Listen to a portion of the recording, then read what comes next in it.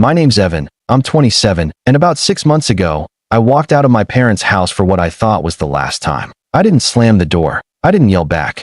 I didn't even pack much, just a duffel bag with a few changes of clothes and my laptop.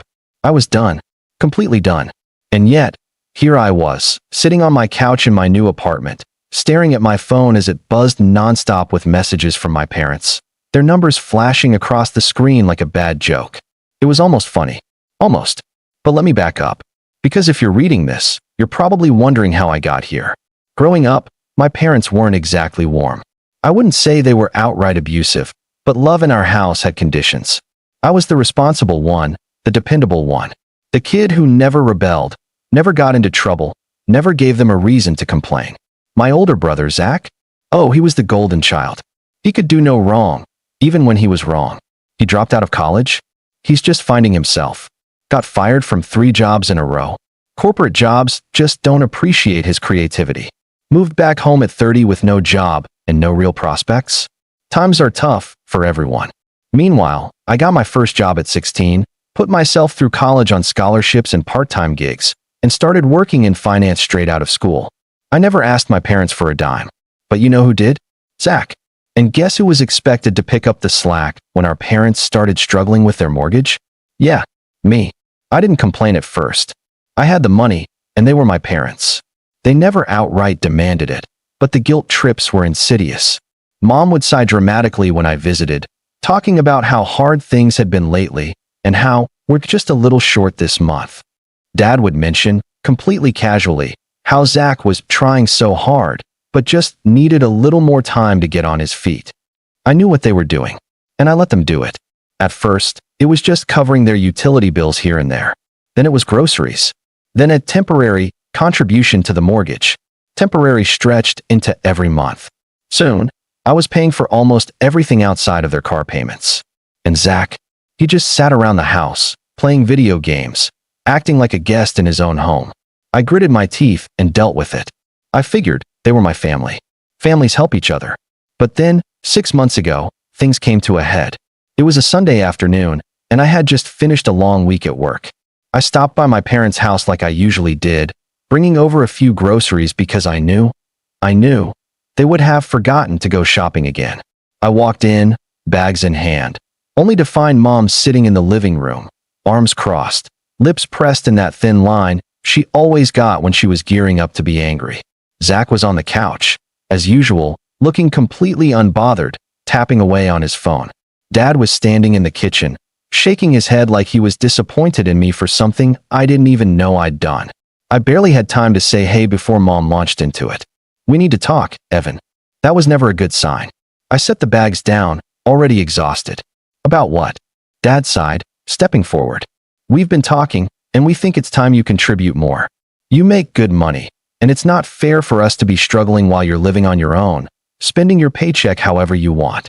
I just blinked. I already am contributing. Mom scoffed. A few bills here and there? That's nothing compared to what we need.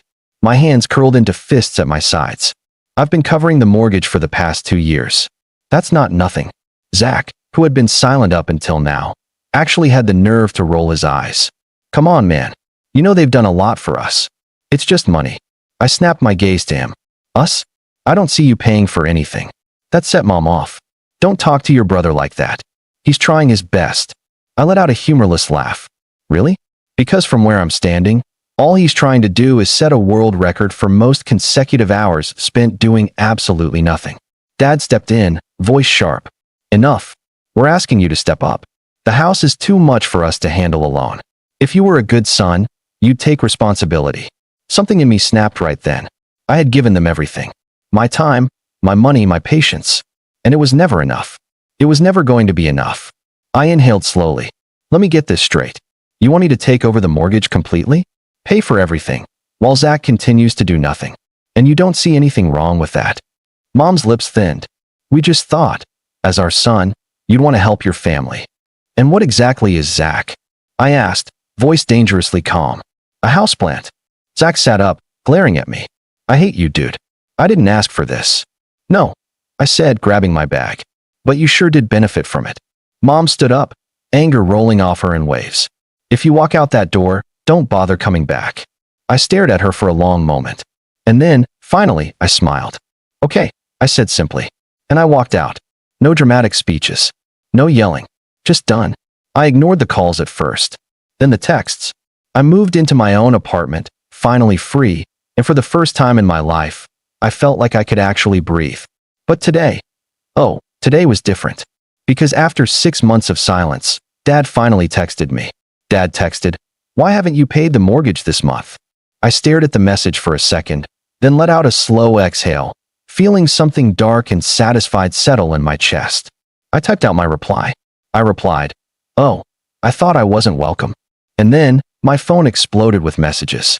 I leaned back on my couch, watching the notifications flood in. I wasn't done yet. Not even close. I watched my phone vibrate violently against the coffee table, the screen lighting up with a barrage of messages. One after another, texts from my parents and, surprisingly, even Zach, poured in like a dam had just broken. I didn't touch it. Not at first. I just sat back, arms crossed, staring at it like it was some wild animal thrashing around in a cage. I could already imagine what they were saying. Mom was probably furious, demanding to know how I could be so selfish after everything they had done for me. Dad would be trying to sound reasonable at first, appealing to my sense of duty, before eventually caving to frustration when I didn't immediately respond. And Zach? I wasn't even sure what his angle was, but if I had to guess, he was either trying to guilt-trip me or act like this whole situation had nothing to do with him. Curiosity finally got the better of me, and I picked up my phone. Mom texted, "What is wrong with you? How could you do this to us? The bank just called. We're late on the mortgage payment. Are you really this cruel?" Dad texted, "Evan, this is serious. We can't afford to be behind on the mortgage. We could lose the house. Call me now." Mom texted, "I can't believe you're doing this out of spite. We raised you, and this is how you repay us? You think you're punishing us, but you're just hurting your family." Dad texted, "Don't be childish. You're not a kid anymore, and we can't handle this on our own. You need to step up." Zach texted, "Dude, what? You know they don't have the money. Are you really going to let Mom and Dad lose the house just to prove a point?" There it was. The guilt trip. Right on schedule. I could have responded right away, but I didn't. Instead, I leaned back and let them stew. Let the panic settle in. Let them start realizing, maybe for the first time, that I wasn't their safety net anymore. After about 20 minutes, my phone buzzed again. A call from Dad. I let it go to voicemail. Then a call from Mom. Straight to voicemail. Another text from Zach. Zach texted, "Answer your phone." This isn't funny. I smiled to myself. Funny. That's exactly what I found it to be. Because for years, I had been pouring money into that house like a fool. No questions asked. No complaints. And yet, the second I stopped, everything fell apart. So what had they been doing all this time? Did they even try to prepare for this? I decided to respond. But I wasn't going to waste time arguing. I replied, "Not my problem." It took exactly 10 seconds for Mom to call again. This time, I picked up. The second I answered, she was already screaming. "How dare you?" she shrieked. "You can't just abandon your family like this, Evan. You know we need your help. We trusted you." I kept my voice calm. "Oh, like how you trusted me to just keep paying for everything while Zach does nothing all day? Don't talk about your brother like that," she snapped. "He's going through a rough time. You have no idea how hard it is for him." I laughed. Actually laughed. "A rough time? Mom, Zach's been going through a rough time for 10 years. You know who else had a rough time? Me. While I was working hard to keep a roof over your heads." She sucked in a breath, but I wasn't done. "You told me not to come back," I continued. "So I didn't. And now that the money's dried up, you're suddenly acting like I owe you something? That's not how this works." She was quiet for a second. Then, her voice turned venomous. "We did everything for you, Evan. Everything. And this is how you treat us? You walk away when we need you the most." I let out a slow breath. "No, Mom. I walked away when you made it clear I was only useful as long as I was paying your bills." Silence. Then, Dad's voice cut in. He must have grabbed the phone from her. "Evan," he said, his voice lower, more measured. "We just need a little help. Just this month. We're already behind, and we don't have enough to cover it. If you don't help, the bank is going to start foreclosure proceedings." I felt something sharp twist in my chest. Not guilt, anger. Because this was what they did. Always. Push, push, push until I had no choice but to give in. Make me feel like the bad guy for finally setting boundaries. But not this time. I exhaled through my nose. Sell the house then. Mom's voice exploded in the background. We can't sell the house. This is our family home. I shrugged, even though they couldn't see me. Sounds like a personal problem. Dad inhaled sharply, like he was trying to keep his cool. Evan, be reasonable. We just need a little support until we figure things out. Figure things out? I repeated, voice flat. Like how to finally get Zach to pull his weight? Or how to guilt trip me into fixing your mistakes again? Enough, Dad snapped. I'm done begging. You're our son, and you will help us. I felt my lips curl into a slow, bitter smile. There it was. The real them. Not desperate. Not helpless. Entitled. Well, I said, dragging out the word. It looks like you'll have to figure this one out on your own. Then I hung up. Almost immediately, more texts came in. From Mom. From Dad. From Zach. Furious. Desperate. Insulting. But I didn't care. For the first time in years, I finally felt free. But something told me this wasn't over yet. Not even close. A few hours passed, and I was feeling good. Really good. I stretched out on my couch, flipped through some random TV channels, and enjoyed the rare silence of a day where I wasn't getting sucked into my family's endless black hole of demands. Then my phone rang. I sighed, already knowing who it was. But when I checked the screen, I actually laughed. Zach. Again. I let it ring out. A voicemail popped up a minute later. I played it on speaker, mostly for my own amusement.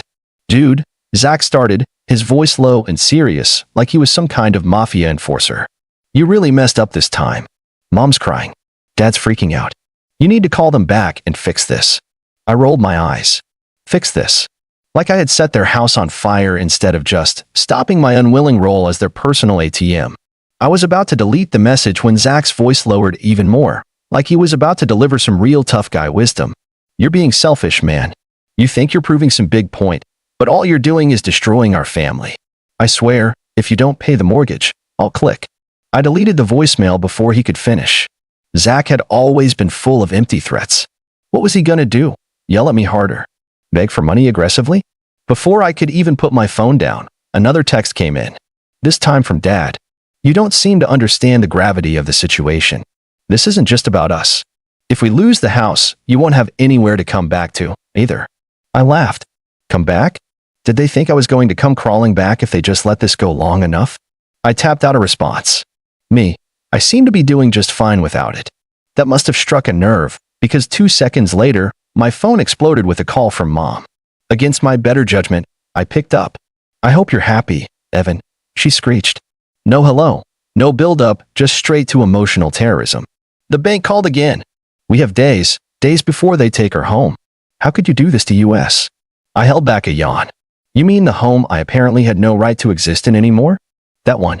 Don't you dare mock me, young man. Oh, I dare, I said lazily.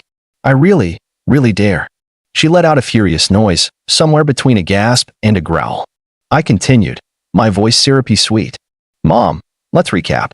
A few weeks ago, you told me I was ungrateful and that I should leave and never come back. So I left and never came back. And now you're mad at me for doing exactly what you said. That's not the point. Oh, I think it is. You don't understand, she seethed. This house means everything to us. It's the house you grew up in. And yet, the second I stop paying for it, it's about to collapse like a house of cards. Wild, huh? Silence. I smirked. Say, while we're at it, I gotta ask. What exactly was the plan here? You knew for years that I was covering the mortgage. So what was the grand strategy if something happened to me? Or did you just assume I'd keep slaving away forever? More silence. I let out a fake gasp. Oh, no. You didn't actually think that far ahead, did you? Mom inhaled sharply, like she was about to go on another tirade, but I cut her off. You know, I've been thinking, I said. Maybe it's time for Zach to step up.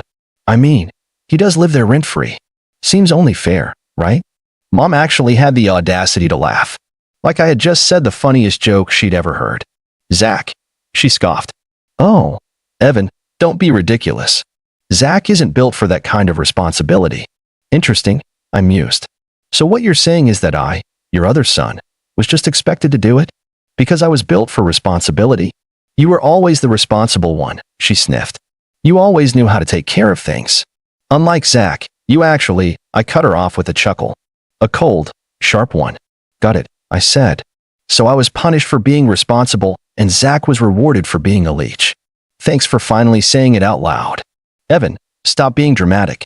Oh, you haven't seen dramatic yet, I said cheerfully. Tell you what, since I'm in such a good mood, I'll make you an offer. There was a beat of hesitation.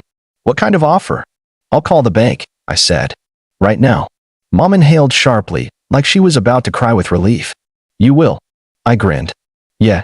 I'll call them and ask how long you've actually been behind on payments. Because let's be real, there's no way this problem started the moment I stopped paying. Silence. Dead silence. I leaned back in my chair, enjoying the moment. Oh, you didn't think I'd figure that out? I teased. You've probably been missing payments for months, haven't you? But you figured as long as I kept covering for you, you'd be fine. Mom's breathing grew shaky. Evan, I wonder what else I'll find out, I mused. Maybe how much of my money actually went to the mortgage, and how much of it just disappeared. No, Evan, listen. Oops, gotta go, I said cheerfully. You know how it is. So many calls to make. And then I hung up.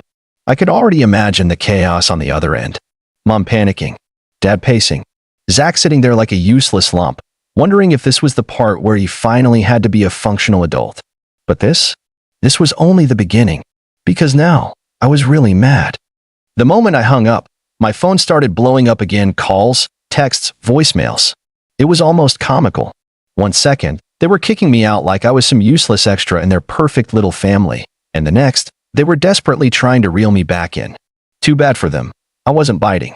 Instead, I leaned back and scrolled through my banking app, checking old transfers I had made to them over the years. Thousands and thousands of dollars, all sent like clockwork. But here's the thing. If the mortgage was barely being paid now, what had they been doing with all that money before? That question buzzed in my mind as I finally made a call, not to them, but to the bank. It took a few minutes to get through, but when I finally spoke to someone, I explained the situation in my best, concerned, and responsible adult voice.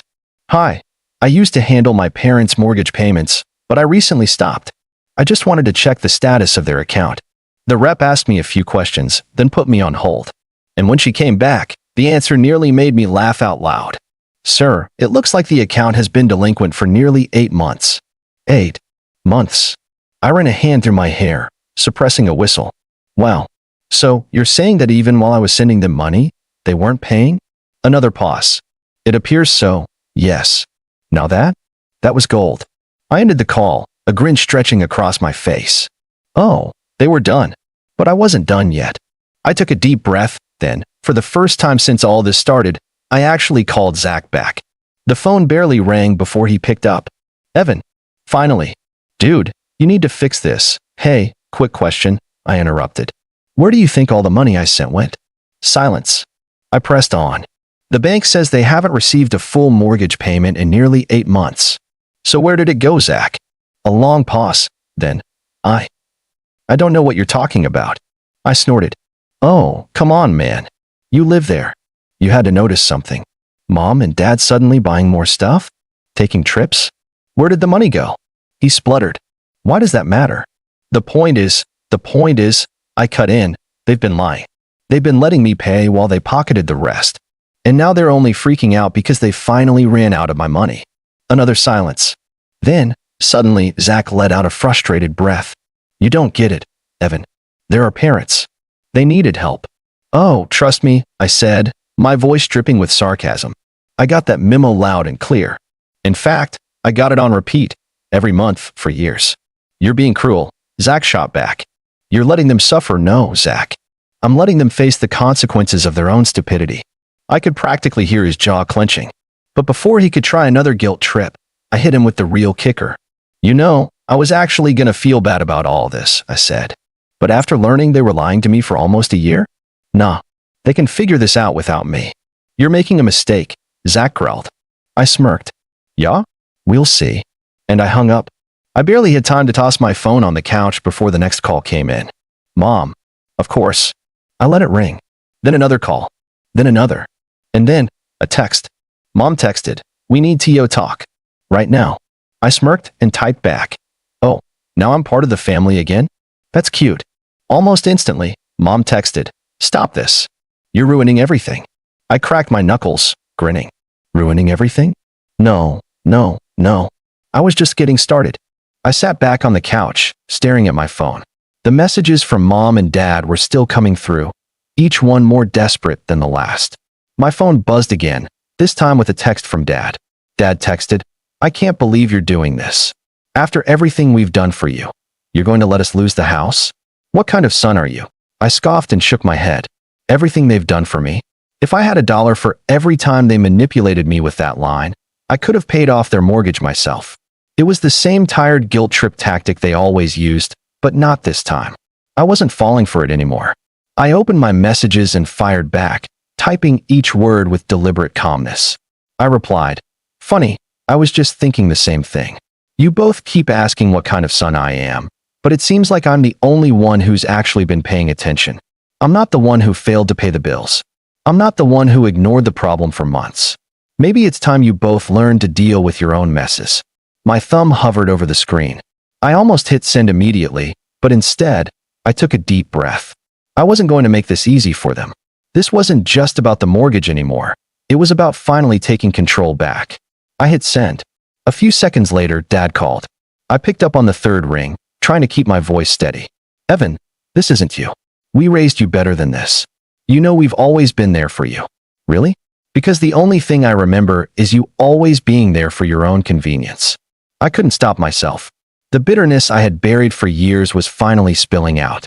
"I've been covering your debts for so long. I can't even count how many times I saved your asses. But every time I needed you, you were either too busy or too wrapped up in your own mess to even care. And now you want to call me ungrateful." There was a long pause on the other end. I could almost feel him scrambling for the right words. "We're sorry, Evan," he said finally, his voice cracking.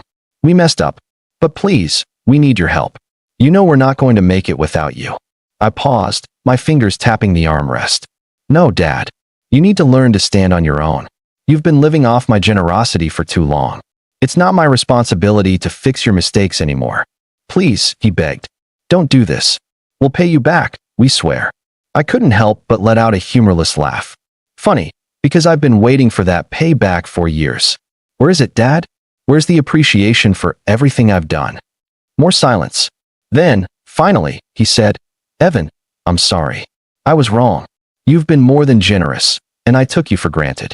But don't let us lose the house. Please, I'm begging you. This is everything." It was a weak plea, the kind of plea I had grown used to over the years. But this time, it didn't work. "No," I said flatly. "You're going to learn how to deal with this on your own. I'm done." I hung up before he could say anything else. I felt a strange mix of satisfaction and relief. This wasn't a victory over them. It was freedom. Finally, I was no longer their safety net. But then I saw another text from Mom. "You don't understand. You'll regret this. You'll see how far this will go. We need you, Evan. Don't let this ruin everything." I almost snorted. She still didn't get it. They both still thought I was just a tool to be used until it was convenient for them. I fired back another text without hesitation. "You've had enough time. I'm done bailing you out. Deal with the mess you made. I'm not your fall guy anymore." Then, I turned my phone off. It felt like an emotional weight had been lifted, but at the same time, I couldn't shake the feeling that this was just the beginning. So here I am, asking you all for your opinion. Did I go too far? Should I have tried to find another way to resolve this? Or did I finally do the right thing by cutting them off and forcing them to face the consequences of their actions? I really want to know what you think. Let me know.